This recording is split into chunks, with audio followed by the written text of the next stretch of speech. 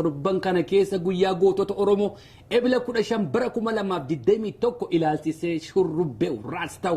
Jeneraal Marroo jaalle Marroon egaa dhufanii miidiyaa irratti waan haasa'anii turanii yeroo jalqabaatiif saa'itii tokkoof walakkaa osoo walirraa hin citin osoo waraqata tokko hin dubbisin osoo bishaan afaanitti hin qabatin otoo gadi hin taa'in otoo mukatti hin hirkatin guyyaa saafaa aduu saafaa keessa dhaabbatee nama haasa'u jalqabuman arge jalqaban arge waan ofiisaatii aduu keessa dhaabbatu miti jaalle Marroon uummata taa'ee jiruufitu gadda dhiifama nuu godha aduu keessa isin keenye jedha dhiifama nuu godha aduu keessa isin dhaabneedha uummati taa'ee jira lafa kan dhaabbatee jiru isa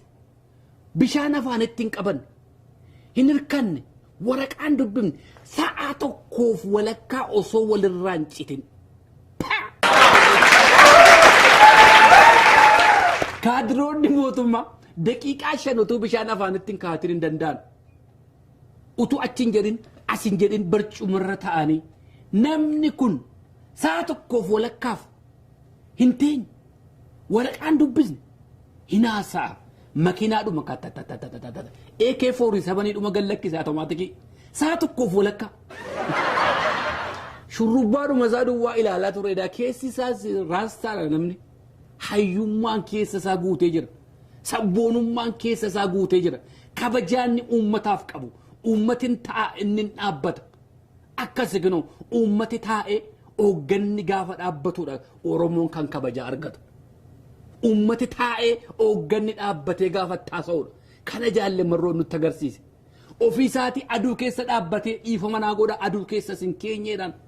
kabajaa uummataa asirratti agarta hayyuun edaa achuma jira gajjallaa kana bosona kana keessa jira egaa mataa rifeensuma isaanii duwwaatu raastaa nutti fakkaate malee keessis raastaadha jarri kun hayyummaatu keessa guute in agarreen warra cherchii keessaa sa'aatii tokkoof lallabu fa'aa agarre isaaniyyuu macaafa qulqulluu irraa waa dubbisaa bishaan fa'aa gorocaa haasa'u dubbisu lallabu jaalle Marroon sa'a tokkoof walakkaa lafaa sii kaaneera jaalle Marroon edaa hayyuutu achi guutee jira qaroota achi guutee jira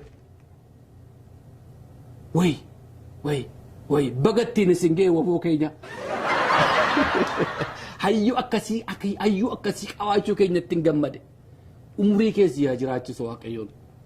nuuf jiraadhu argeen beekwan nama yeroo jalqabaatiif sa'a tokkoof walakkaa utuu walirraa hin citin utuu gargar hin kutin jechoota inni haasee hundumaan waan lafa bu'u miti waan lafeerra buutu malee kabaja akkaataan itti uummataa kennaa jiru